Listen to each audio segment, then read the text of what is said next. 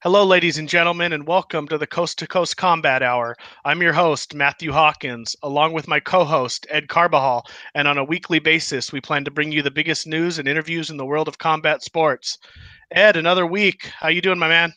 I'm good, man. Good. I'm surviving here in Jersey. Happy to be joined by one of my colleagues in the MMA media business. He's actually a good friend of mine too. We've worked events together. He covers MMA for MMA Today News, Flow Combat, MMA Brazil, and now Tapology. Now, right? Did I get him all, Nolan? Got them all for now, man. The big four as of right now. I'm excited to be here joining you. It's the first time that I've got to do a podcast with you, so I'm excited to see you in your element here, and I'm excited to talk about what we have on board tonight. All right, the Krispy Kreme connoisseur himself, Nolan King. I was waiting for that. I'm surprised we got so far into the podcast without that coming up. I actually just told Matt this story before you came on. He's like, "What's up with that?" So I was like, "I'll fill you in before he comes." You were right, though. You got to take him off the conveyor belt. There's no doubt about that. Jack Krispy Kreme. That's a fact. That's a fact. We got a rookie over here making those type of mistakes. Yeah. So anyway, the Contender Series is starting soon. And I get all of my info from most of your articles. So where are you posting most of these days, and what's the latest that you can talk about now? Yeah, for sure. So this actually starting tomorrow, I'll be coming out with an interview series, kind of a profile series on the fighters, not just focused on the upcoming fight, but also on their backstory. So you can see those. They'll start coming out on MMA Today starting tomorrow. And then I also have my Contender Series guide up for MMA Today, which has an extensive list of all the fights. For the most part, for this season, there's still some slots that we don't know about. But, I mean, if you go back and look even before the Contender Series started, we did a pretty good job of getting them all out there before they were officially announced. So it's definitely one of the most extensive resources, I think, if I do say so myself, about the Contender Series and the fights they're coming up. It's got all the fighter bios and all the fight announcements and in one spot. So even the Brazil ones. Nice. So definitely check that out. I'm excited, man. This is like my favorite time of year. I love the Contender Series, and I'm excited. This year, what is it? 8 weeks, and then a Brazilian couple weeks, or how does it break down this year? Yeah. So it's 8 weeks. There's kind of some talk about this dark week. I guess they're doing, there's 3 weeks, and then it's off for a week, the week of International Fight Week, and there's some speculation as to exactly what's going on with that episode. There were a handful of fights that were announced for that card, and then it seemed like all those fighters were notified that their bouts got moved to different dates on the Contender Series. So not really sure what's going on with that card, if it's still happening, if they just have different plans for it. My idea was that they were probably going to try to do like a Dana White's looking for a fight episode with that one. The UFC website's calling it the Dark Week, not recorded. So we have 3 weeks, a week off for this Dark Week, apparently 5 more weeks, which brings us into August 7th. And that's it for the American version. And then that first week in August, there'll be 30 fighters that are going to be from Brazil that are flown out to the U.S. to the Tough Gym to put on a Brazilian version that's going to be pre-recorded. So it won't be live. Will be pre-recorded. Will air in Brazil, and then the replays will be available on UFC Fight Pass in the U.S. for everybody else that wants to watch it. But that's kind of the breakdown of the week by week Contender Series. I know you said during fight week. Right now it's a dark week. You said the fighters have been changed their schedule. If I would have just guessed, in the past at the UFC expos they've actually had a cage with live fights. I wonder if it's crossed their mind to have the Contender Series actually live during their fan expo that weekend. Yeah, that would be great, man. I mean, for me right now, it's all a bit of speculation. There's one other thing that I'd heard that kind of clicked in my mind too would be if it was featuring fighters from The Ultimate Fighter. The last episode is supposed to air on that Wednesday, so a day after this dark episode. So there was somebody threw out the suggestion of, oh, maybe they're gonna throw some of the guys from The Ultimate Fighter on this episode. They don't want us to know which fighters are the last episode will still have a couple fights remaining, so they don't want us to ruin. They don't want to ruin those, but at the same time, they want to give some of these guys a second opportunity. There was a few injuries this season and things like that, so it's all speculation right now. It's kind of up in the air. All I do know is that those fighters that were originally scheduled for that bout have been moved to a different event. I feel like that week is always it's like a dangerous week to plan things. The last 3 international fight weeks kind of fell apart, and it hasn't been what it was. I remember in 2015, the Fan Expo was so huge, and then they moved it to the Las Vegas Convention Center. It seemed bigger, but it wasn't as good. And then Matt, you were there last year. I didn't get to go. It was the first year I didn't get to go, but it wasn't. It was just a tent outside of the arena, right? Yeah, last year was a joke. It was outside in 118-degree weather. It was free for everybody, but I wasn't going to stand in line 4 hours to meet Paige in 120-degree weather. I would think if they were going to try to sell tickets to anything or do anything, but like you said, if it's dark, it's probably not a spectator thing that they're going to have people at. But anyway, so Nolan, you were in New York last weekend for the UFC fight night. How was it, man? That was your first UFC event? It was, man. It was my first time getting credentialed for the UFC, which was pretty exciting. I think it was a good one for my first experience too.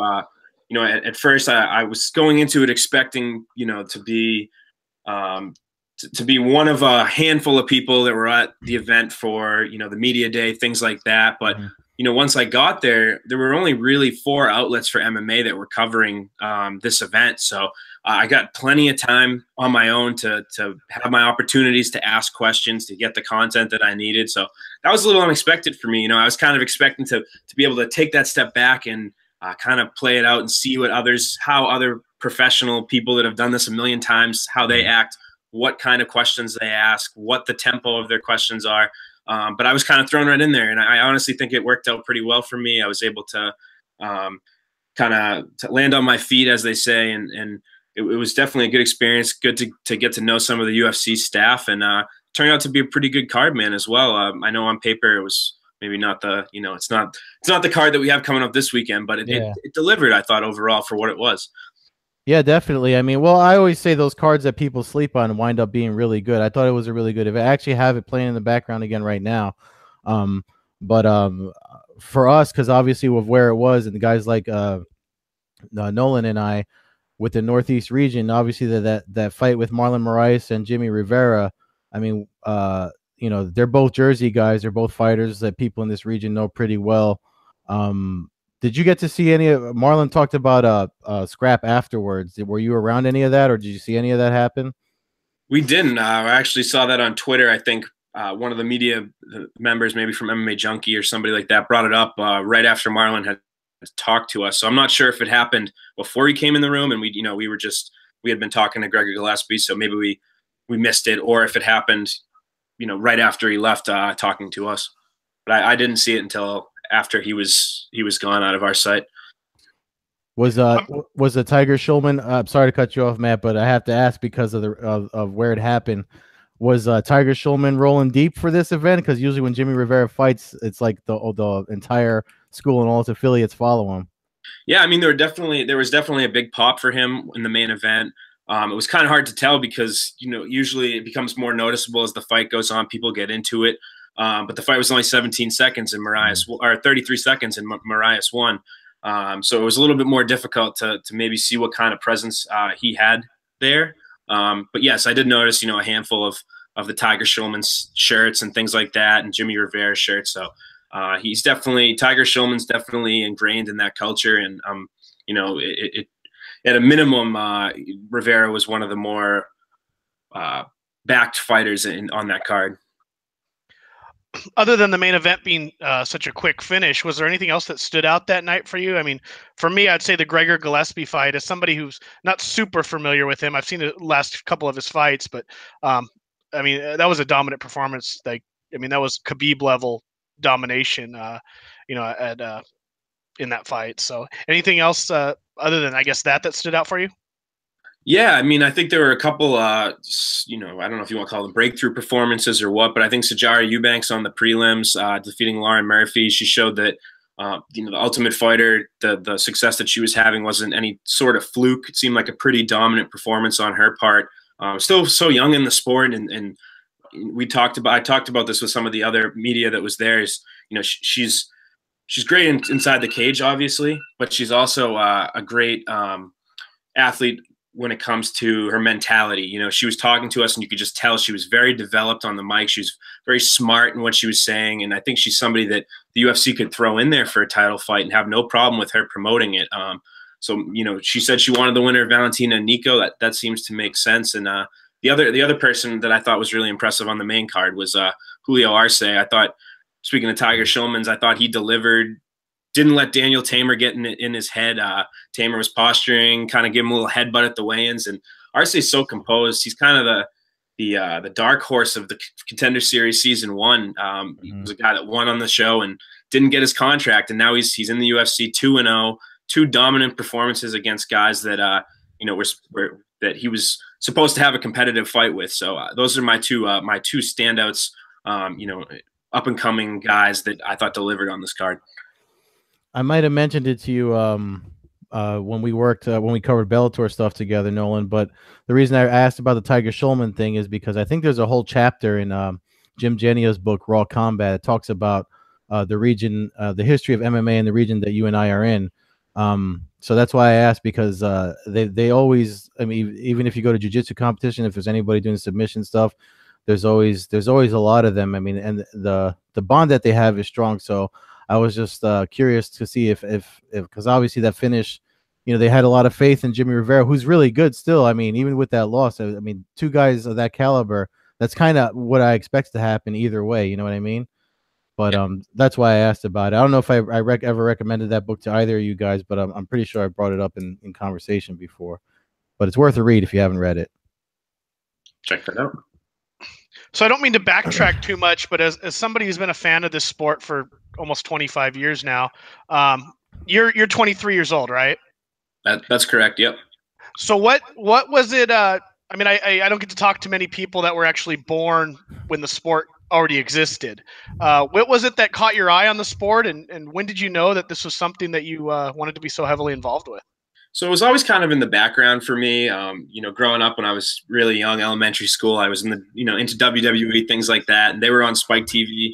And so was the UFC. The UFC started out with the advertising as real as it gets, kind of to not slight the WWE, but to try to bring people on. And, I watched some of the Ultimate Fighter used to rerun marathons on the mornings of the Tough finale, things like that. I can remember sitting at home watching, certain episodes. Like Tito and Ken that season, and Michael Bisping when he was on there, things like that. But I didn't really get super into it until 2010. It was the first time they were coming to the East, to Boston, to the Northeast. And, we'd always, me and my family, my dad had always talked about, if they come here, we'll have to go.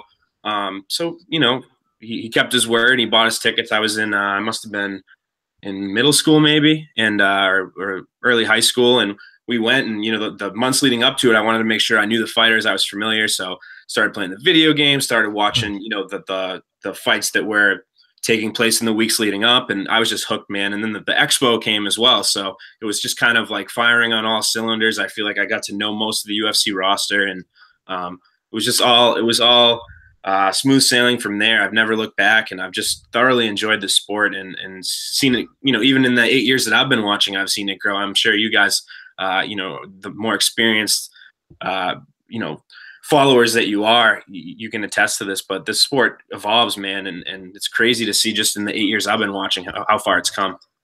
That event, was that the Couture Tony card? Yes, it was. It was UFC 118, August of 2010. Okay. Yeah, no, I like talking to, younger people. I got a younger cousin who I take to the fights now, and his first event was 173, the Dillashaw Barao, the first time Dillashaw beat him, and he's kind of hooked now, so I take him to a bunch of events, and it's just cool seeing where people jumped into the sport. And I mean, I can't really imagine. I mean, I grew up watching the Lakers and the Chargers, and being in Southern California, just all the other sports, and then all of a sudden one day I wake up and I'm 15 years old and somebody hands me a UFC 3 VHS, and the next thing you know, all of a sudden your life changes. I can't really imagine growing up and it always being there, but Yeah. it's cool to hear how you got involved in that. Yeah, it's always been a I think I talked about it with you, Nolan, last time I saw you in Connecticut. When we had this conversation in private how we got into it, and I remember finding it hard to watch stuff, and then obviously everyone cites the Ultimate Fighter for the growth of the sport as far as like the initial boom, and it just seems to keep booming. Which I think that's why it's easier now for folks to watch in other promotions to gain success outside of the UFC. Like, I mean, I'm covering the Pro Fight League thing this week in Madison Square Garden, and obviously they wouldn't have the chance that they had if it wasn't for the success and the growth of the sport. But one thing I got to say about Nolan too, I mean, as young as he is, I mean, he's super mature and he's well read on obviously everything he writes about. He definitely does his homework, so that's why I appreciate you coming on, Nolan. We're talking about the Ultimate Fighter and the Contender Series. I know that we all watch both, but I was curious because you break so much news on the Contender Series. Do you like it better than the Ultimate Fighter? Do you think that could be an Ultimate Fighter replacement, or do you think they can both coexist still? I mean, I think that they definitely both still could coexist. I don't think that they will, unfortunately. I really, when having followed the Ultimate Fighter and seeing how many times Dana White was asked, how much longer do you think that the Ultimate Fighter is going to go on? And he's never said anything negative about the Ultimate Fighter. He's never said anything to make us believe that it's going to stop. But the last time that he was asked that question about the ESPN deal coming along and the fact that we didn't know what was going on with Tough, he really made it sound like that the season that just had tryouts, Tough 28, which is set to wrap up in December, he really made it sound like that would be the end, barring some type of some type of savior from ESPN or UFC Fight Pass or something like that. So I think they could coexist. I think they've done so for the last it'll be two overlapping years worth of content. But I think that Contender Series is kind of the future. Both, so many fighters that I talk to don't enjoy going on the Ultimate Fighter. They don't enjoy the idea of it.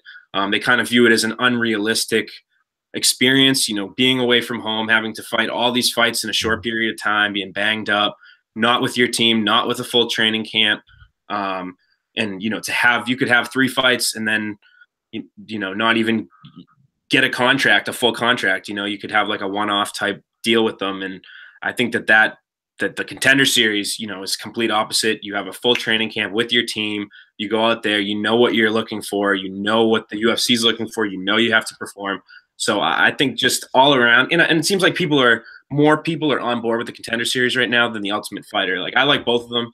I enjoy them both. The more MMA programming for me, the better. But I know I'm in the minority on that one. So I think Contender Series is the future, unless, and they could coexist if somebody comes in and saves Tough, but it doesn't seem likely. Yeah, the Ultimate Fighter, when it first started, I found it to be more, I was more interested in the stories, because I recognized some of the fighters from the promotions because there was so many less promotions around. Guys like Bobby Southworth and Chris Lieben and Mike Swick, Diego Sanchez. I saw him fighting on the Indian reservation before the days of Tough and stuff. And you kind of were more interested in the fighters. Now there's just so many fights. It's almost overwhelming to even try to know some of these guys. So now when there's an Ultimate Fighter, I might recognize 1 or 2 names. I mean, I'm not as, I watch a lot of the big shows, but as far as the smaller events now, it's harder for me to keep up with. The Contender is a night of 5, 6, 8 fights. It's what I'm to the point now where I just basically fast forward to the fights on Tough.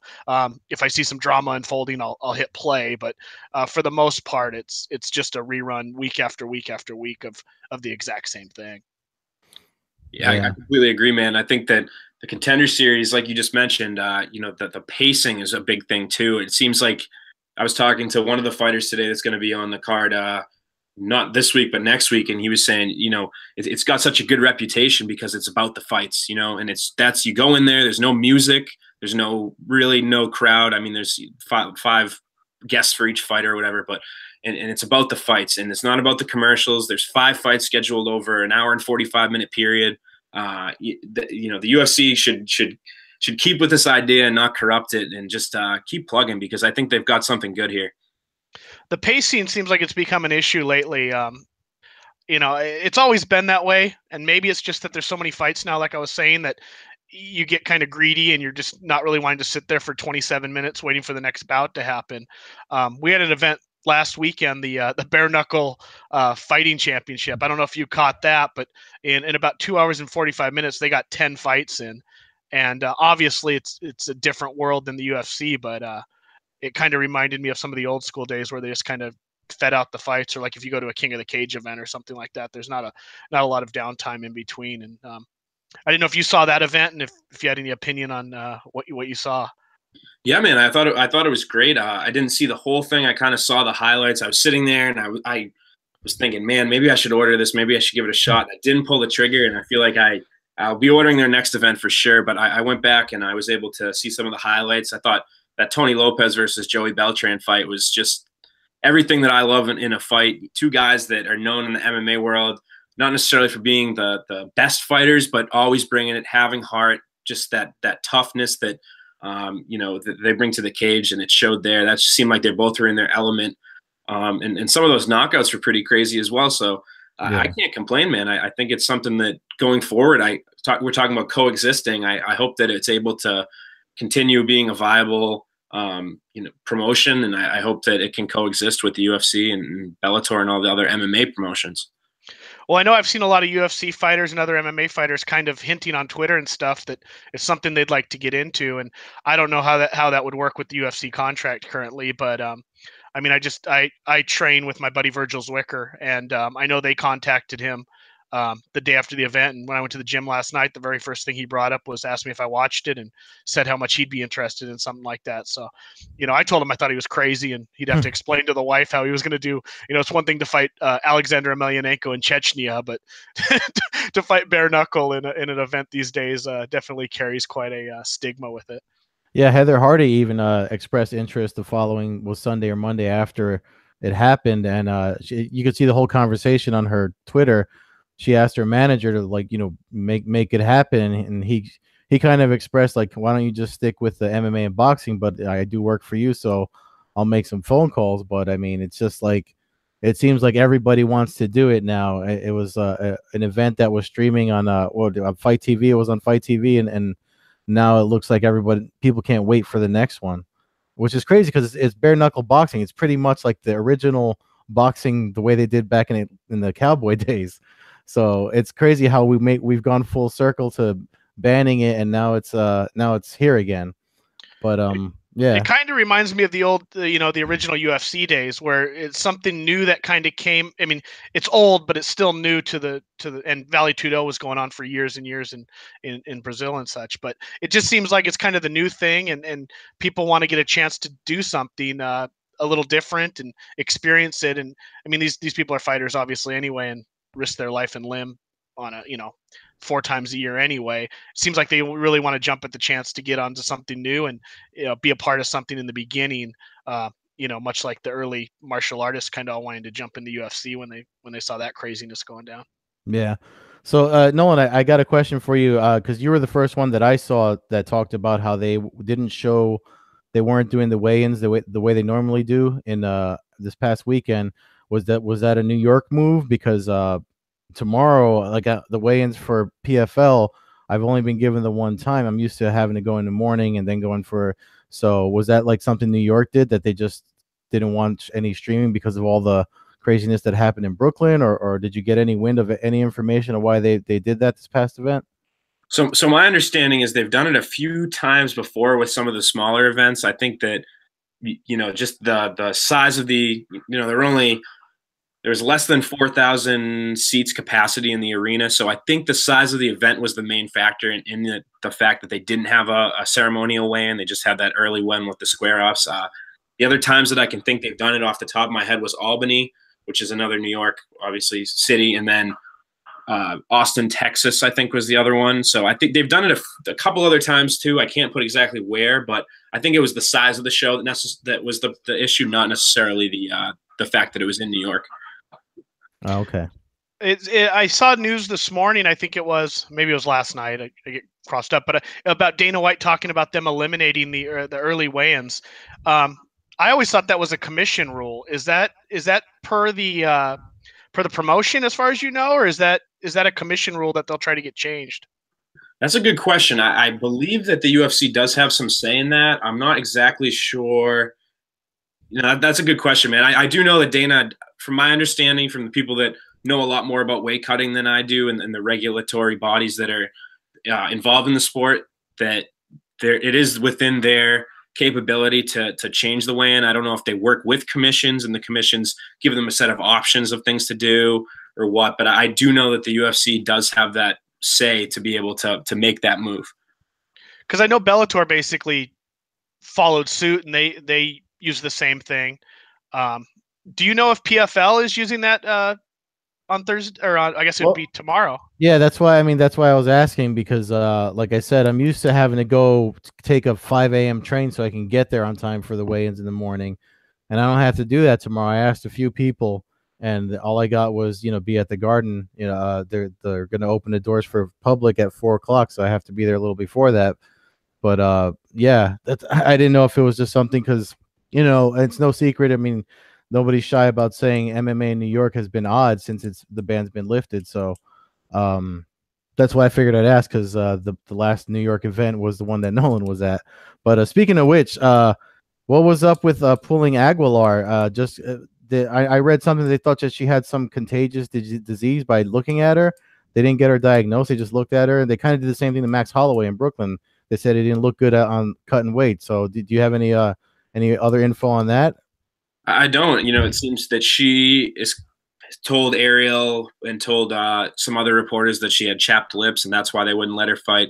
The commission made it sound like she had something contagious. I saw some outlet was saying they thought it was some type of like fever sore or something like that. So for me, I'm not really sure. I didn't hear anything additional than what was out there. We were actually in the back getting set up when UFC official came in and said, "We have one bout off tonight. We're not sure I'm not sure which one it is yet. I'll let you guys know as soon as I find out." So of course I flip up, slide open my phone, and Ariel had already had beat everybody to it by 5 minutes. We had asked if Jessica wanted to do kind of a scrum to try to clear things up, or somebody from the commission, and the UFC, I believe that they told us that both of them, declined or were not available to talk. So it's a good question. I'm sure she'll have to do some interviews at some point for her next fight, and I guess we'll find out then.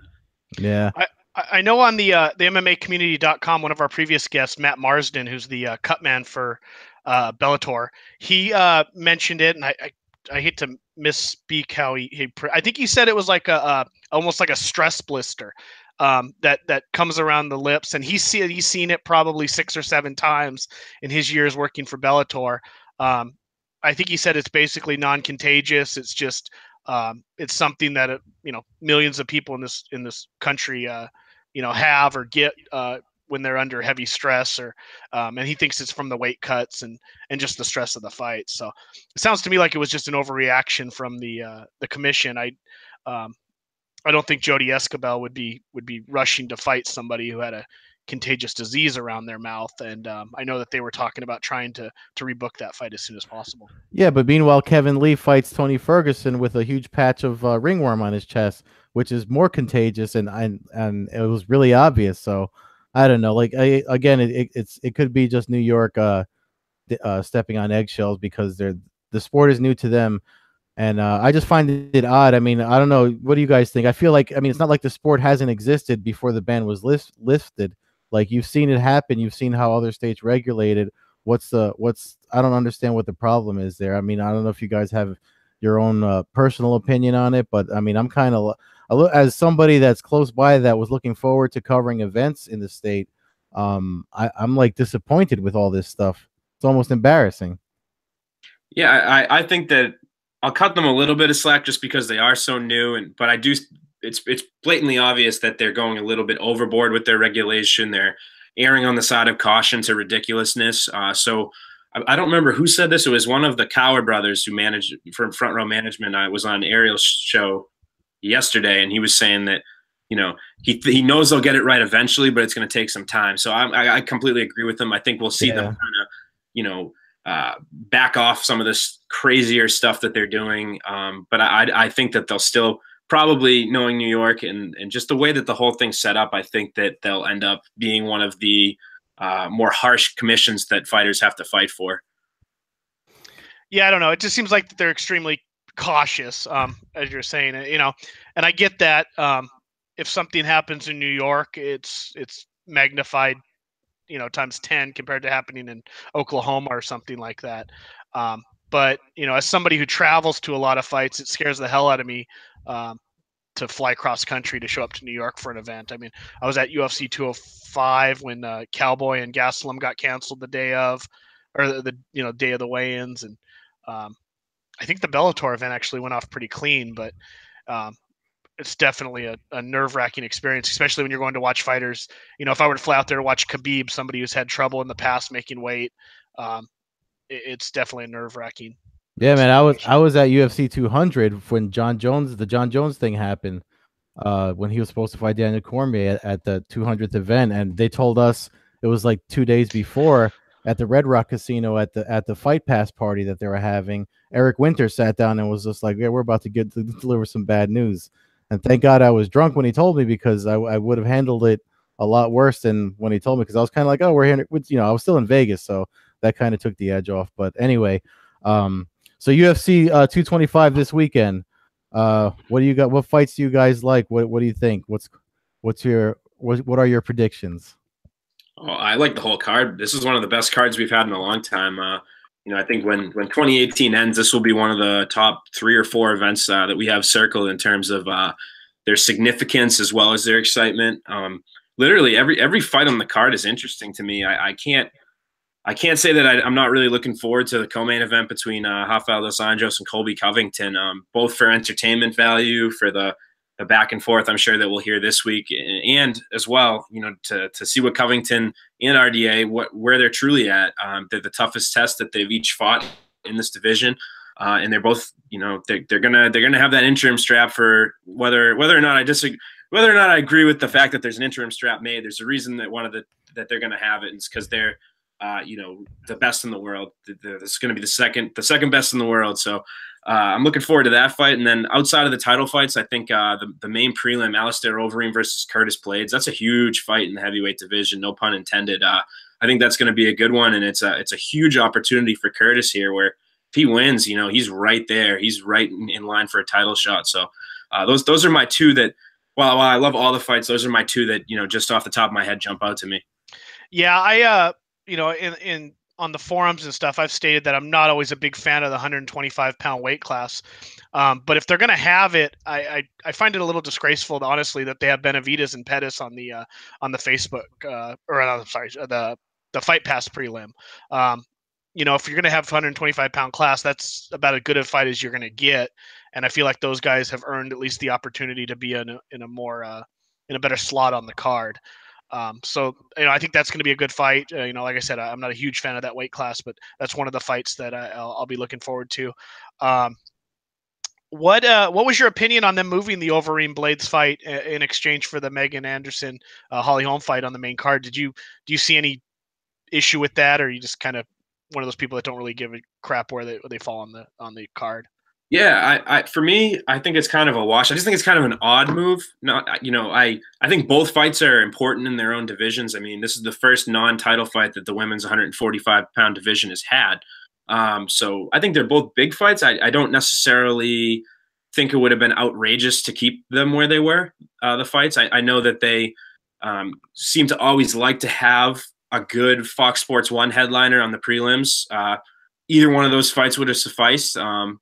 So yeah, for me, I kind of shrug at it. I'm not too offended either way. I just think it was kind of an unusual move for them to have that lineup set and then say, "Oh, we're gonna switch it with a fight that was on the prelims that we already knew about." If this fight had just got announced or something and they threw it in there and things got switched, that would have been different. But kind of an unusual move. I don't really have an opinion one way or another.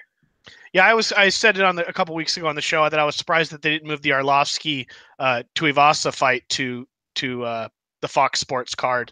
If they were going to move a heavyweight fight, it seems like you'd want to have the numbers next to the names to help promote your sales for the event. But while we're talking about this event, I might as well get your opinion on what you think of CM Punk being on the card.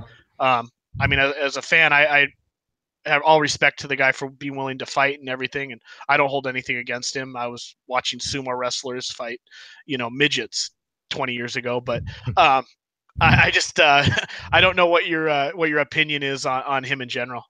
Yeah, I mean, first and foremost, I don't think he should be here. But with the fact that he is here, I understand why they threw him on the main card. I feel like the issue isn't necessarily where he's placed on the card. I think the UFC would probably be stupid if he was on this card and he wasn't on, pay-per-view. I think he does add a significant amount of buys. But at the same time, I think that the wrong was done a long time ago when they first signed him. We kind of moved. I always talked about how before the sale happened, and even now, I guess with the history of the UFC, it's always been part sport and part entertainment, and it was always more sport. Or at least in the modern era, it was more sport. And now it seems like they've kind of, since the sale happened, swung the pendulum over where it's more entertainment. Some of the matchups, aren't necessarily based on merit. We've seen this, and some of the fighter signings, things like that. CM Punk, obviously the biggest example of that. So I don't think he should be on the roster. I don't have anything against the guy. I tip my cap to him for doing something that a lot of people wouldn't have the balls to do, and not giving up on it. He's giving it a second shot. Good for him. At the same time, I think it does kind of cheapen things when Dana White's up at the podium. He says, "Well, let me know when Alistair Overeem buys more pay-per-views than CM Punk." You could say that about everything. They could bring in Justin Bieber to fight, and you would say that same thing. I just don't think it makes it any better. You know what I mean? It doesn't make it any more legit. So that's what kind of bothers me. But the fact that he's here, not surprised. I was kind of expecting it from the start, and we'll see what happens come Saturday night. Yeah, I think the UFC dropped the ball, honestly, on not putting him on one of their Fox cards. Maybe they're trying to recoup money from the pay that they're giving him, but it seems to me with the struggle of the ratings on TV over the last couple of years that you put a pro wrestler on there, and all of a sudden you pick up that pro wrestling crowd tunes in for a free event where they might not be willing to shell out $65. And I've talked to some people, or I've seen people post that are kind of in the know on ratings, and they've kind of been shocked by the same way of that they never did that. It seems like that would have been the moneymaker for them. Yeah, I'm kind of like obviously all the card shuffling they did for this event was to get him on the pay-per-view portion so people could buy it, and people are pretty much that are buying it to see CM Punk, to watch him get beat up again, which is kind of messed up in itself. But to tag on to what Nolan said, I mean, I agree with him. The entertainment side of it definitely changed since the ownership is rankings seem to mean less and less, and like that's why I think we're seeing more tournament format things come out, like things like the PFL and the Bellator is doing their heavyweight tournament. I just think that there's got to be a better way now you have that we were talking about it before Nolan jumped in, the MMA Pro League thing that's going to start this summer in Atlantic City with the new Team New Jersey versus Team Pennsylvania. I mean, now they're looking for new ways to do it, because if you have these rankings and you ignore them and make stuff like this happen, it's kind of disrespectful to all the guys that bleed and sweat and give up a lot of their time to chase the dream of being a professional fighter. Well, you bring up the Bellator tournament while we have you here, Nolan. How do you see that thing unfolding? Ed knows that I sleep in my sweater of absolute glorious victory, so obviously I'm pulling for Fedor. But how do you see that thing unfolding over the next 6 months, I guess, or so? Yeah, man. I think first and foremost, the Bellator is going to be thrilled with the matchups that they got. They were slightly improbable, I thought, at times. There's some question, with Fedor. I had picked Mir. Fedor Chael is just like, it's going to be, Scott Coker's going to be drooling at that one. That's just it's a even fight, and it's a fight that that Bellator couldn't have picked a matchup that would be more promotable, I don't think, in that tournament. But it's tough to say. I think my pick, honestly, at this point would be Ryan Bader of the whole tournament. I think he's been such a freak athlete, at 205 pounds, and for him to be able to keep that muscle on, that finish at King Mo was so impressive.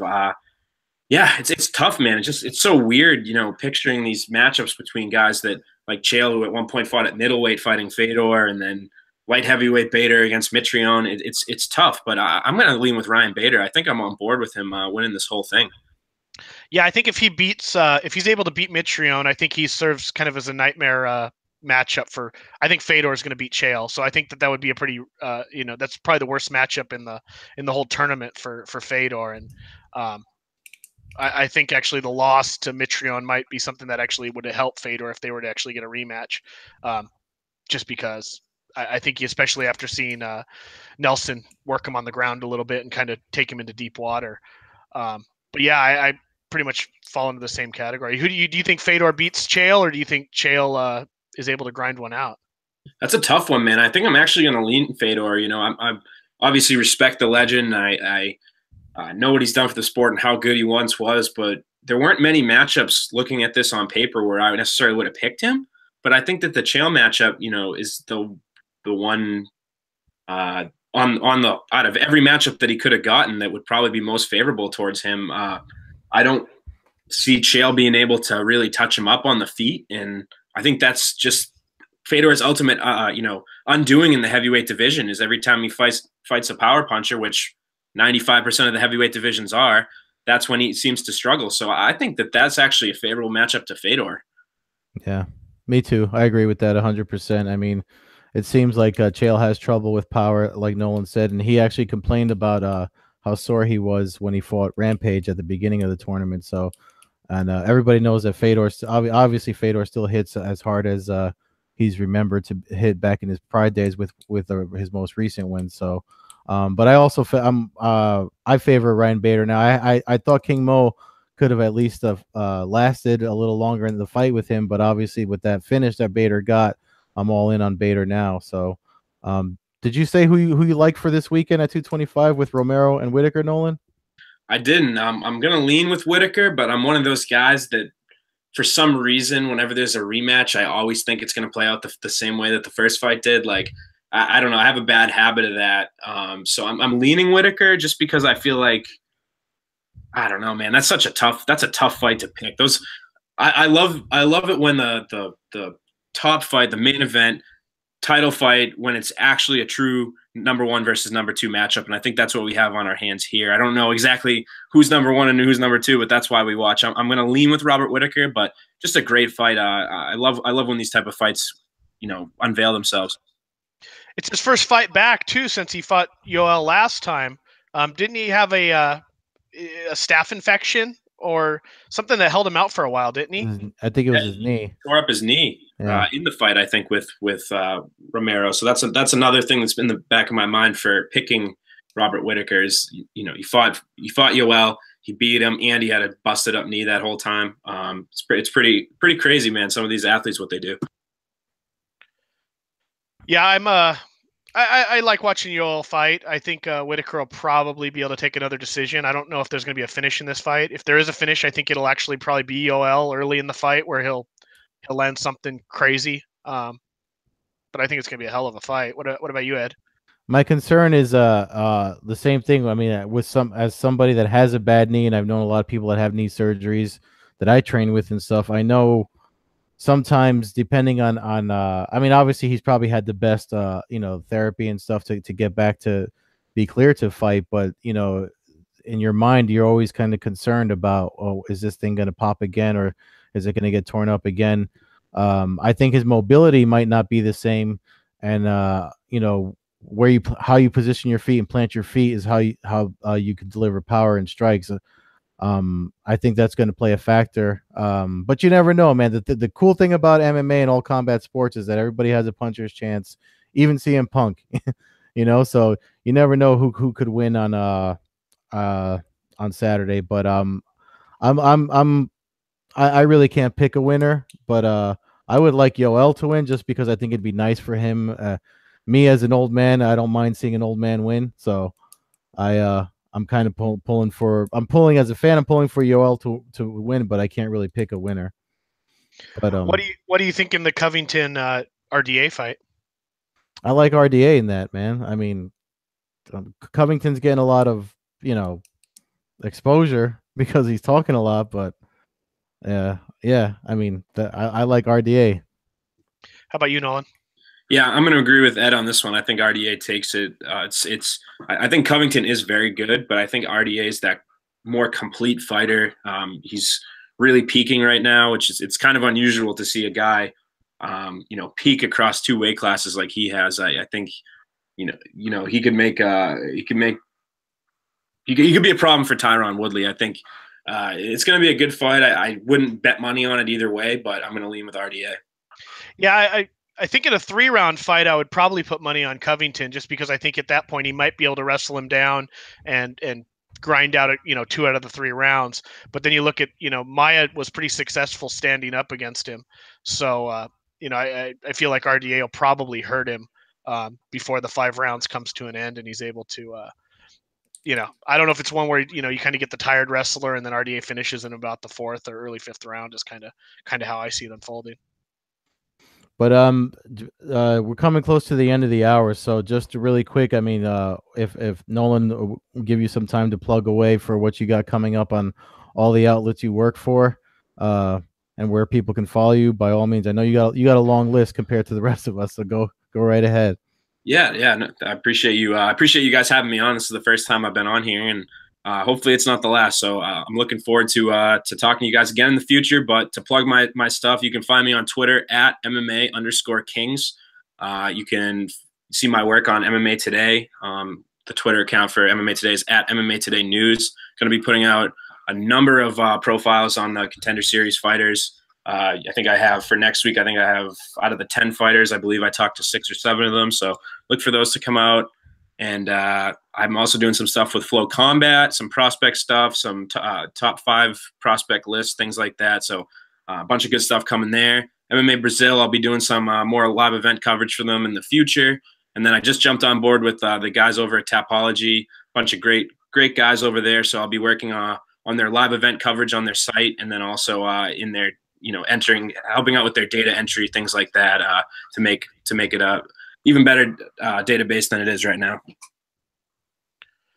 Awesome. Cool, I don't want to jump into too many more questions, but we skimmed over the Bellator tournament. I was kind of surprised they didn't have any information at UFC 2 or Bellator 200 event. Have you heard anything real quick about their semifinals? No, I haven't actually. I'm kind of surprised at that as well. I know that Ed will probably be interested in this, but I know that they're coming back to the Mohegan Sun. Somebody told me early fall, so I'm not sure. Usually they seem to give us kind of bigger fights out here when they come to Mohegan, so that might be one of them. But yeah, man, I haven't heard anything too concrete about it, but it looks like probably it'll end up being in the fall. Cool. Yeah, no, I just felt like I had to ask you if anybody would know, it'd be you, and I was surprised they didn't have any kind of big announcement. And at 200, I kind of expected them to at least have some face-offs and let people know what was happening. So cool, man. Well, thanks for joining us. It was a pleasure to meet you. And as usual, any other fans can listen to us or see us on Twitter at Combat Hour. Myself at MMA Hawk 21 on Twitter and Instagram, and Ed can be followed at Carbazal on Twitter. Thanks for joining us, Nolan. It was a pleasure to have you. Anytime, guys. Anytime. Peace, everybody. See ya.